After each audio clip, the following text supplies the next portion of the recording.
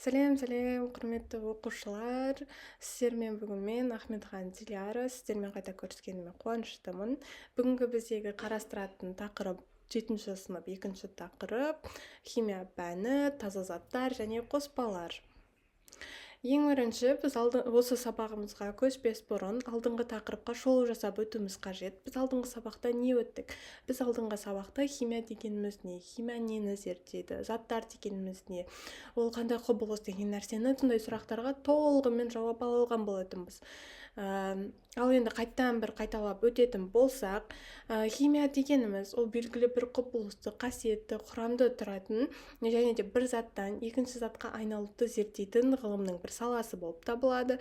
Ол бізде жаңа айта кеткенімізде химиялық құбылысты, биологиялық құбылысты, физикалық құбылысты, белгілі бір байланыстарды зерттейтін ғылым жалпы. Ал заттар дегеніміз ол белгілі бір құрамды және құрамы мен қасиетке ие материя түрі деп айтқан болатынбыз. Және де ең басты ұмытпайтын нәрсеміз ол химия заттар туралы ғылым деп айта кеткенбіз. Және де бұл тақырып сіздерге толығымен түсінікті болды деп ойлаймын. Және де бір қайталап кеттік. Ал енді бүгінгі тақырыбымызға көшетін болсақ, жалпы бүгінгі сабақтың мақсаты біз қоспалар дегеніміз не, таза заттар дегеніміз не, олар қалай жіктелінеді, олар қалай бөлінеді деген сұрақтарға толығымен жауап алсақ, біз бүгінгі сабақтың мақсатына жете алдық деп ойлаймыз. Сол себепті тақырыпқа кірісетін болса, қысқаша түсініктеме, таза заттар ол бізде белгілі бір ғана химиялық құрамы бар болып келеді. Оған мысалы сутек, оттек, түрлі элементтер жатады, тек бір ғана. Ал қоспалар дегеніміз бірнеше заттардан тұратын, солардың араласуынан туындайтын бір құбылыс болып табылады. Оған енді көптеген қосылыстар жатады. Мысалы ас тұзы, күнделікті қолданатынымыз сүт, тұз деген секілді осылардың бәрі қоспа болып келеді. Біз енді мына кестеге қарайтын болсақ, бұл кестеде біз нақты қоспалар мен таза заттардың айырмашылығын біле аламыз. Бұл сүреде таза заттар ол бізде құрамы тұрақты болып келеді. Өйткені ол тек бір ғана заттан тұрады. Мысалы, біз бір элемент алайық. Оттекті алатын болсақ, оттек ол бізде құрамы тұрақты болады. Ол ауада жүреді. Және де оттек тек бір ғана элементтен тұрады. Ол және химиялық әдістермен ғана бөлінеді. Бұны біз таза заттар деп атаймыз. Ал қоспаларға ас тұзын алсақ. Ас тұзы натрий хлор. Ол бізде құрамы тұрақсыз. Ол белгілі бір уақыттарда бөлініп кете алады. Ол физикалық жолмен бөлінеді және бірнеше заттан тұрады. Қарап тұрғанымыздай, мысалы натрий хлор. Ол бізде екі элементтің қосылуынан тұратын бір қоспа болып табылады. Бұл жерде біз нақты қоспалардың түрлеріне тоқталатын боламыз. Қоспалар дегеніміз және айта кеткеніміздей бірнеше заттан тұрады. Элементтен тұрады деп айтамыз. Олардың түрлері ол бізде біртекті немесе әртекті болып бөлінеді. Біртектілерді гомогенділер, әртектілерді гетерогенділер деп атаймыз. Біртектіге мысалы біз ауаны, тұзды суды жатқыза аламыз. Мысал келтіретін болсақ, міне біз тұз қышқылын алып отырмыз. Бұл жерде біз не үшін бұны гомогенді деп атаймыз? Себебі бұл жерде сутек бізде газ, хлор тоже газ. Екеуінің қосылуынан бізде тұз қышқылы түзіліп отыр. Біз бұны гомогенді деп атаймыз. Өйткені газ бен газдың, сұйық пен сұйықтың, қатты мен қаттының қосылуы бұл гомогенді. Өйткені олар бір текті болып келеді. Ал әртектіге ол гетерогенділер, оған бізде су, май, құм, темір жатады.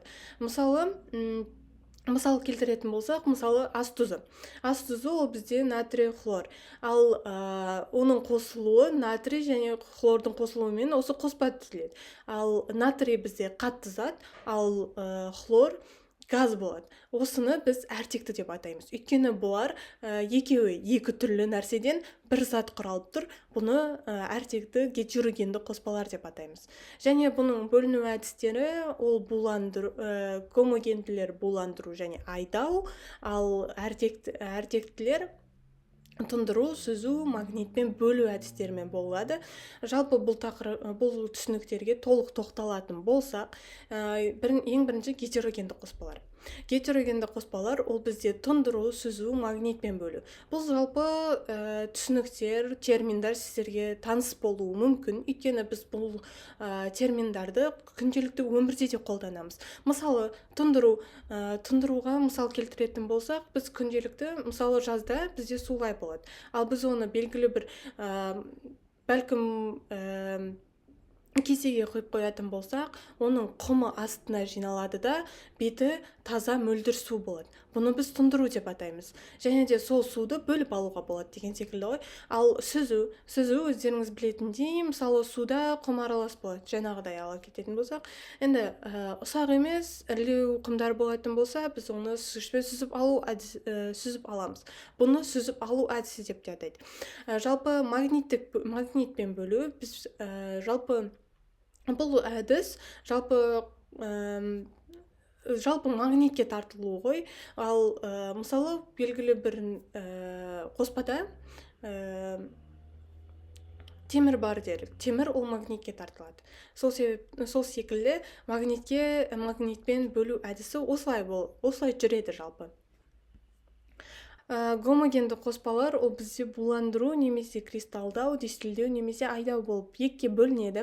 Буландыру дегеніміз ол бізде еріген затты, мысалы ас тұзын ерітіндіден бөліп алу. Оны буландыру болады. Ал дистилдеу ол біз белгілі бір таза заттарды ең бірінші буландырып алып, оны сұйық күйге айналдырып, одан кейін айдау әдісін жүргізе аламыз. Енді мен ойлаймын, сіздерге бүгінгі тақырып түсінікті болды деп. Мен барынша түсіндіре алуға тырыстым, күнделікті өмірде мысал келтіре алдым. Егер сіздерге тақырып түсінікті болмай жатса, белгілі бір сұрақтарыңыз қалып қойып жатса, айып етпестер. Келесі сабақта бұл тақырыпқа тағы да бір шолу жасап, тоқталып өтетін боладымыз. Ал енді үйге тапсырма, кері байланыс ретінде үйге тапсырма берсем, ең бірінші жаңа айта кеткенімдей, сұрақтарыңыз болып қалып жатқан жағдайда, бұл тақырыпты қайталап бір толық оқып шықсаңыздар, өздеріңіз мысалы, мен жаңа мысал келтіре кеттім ба, күнделікті өмірден сіздер де өздеріңіз мысал келтіріп көріп, одан кейін мысал келтіре алсаңыздар, сіздер де толық тақырыпты түсіне аласыздар деген секілді.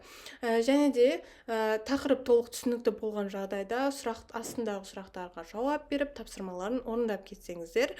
Және де мен бұл тақырыпқа толық дайынмын, мен бұл сұрақтарға толық жауап бере аламын десеңіздер, мен квизистің сілтемесін астыға қалдырып кететін боламын. Сол жерден өтіп, бақтарыңызды сынап, қаншалықты тақырып түсінікті болғанын тексеріп көре аласыздар.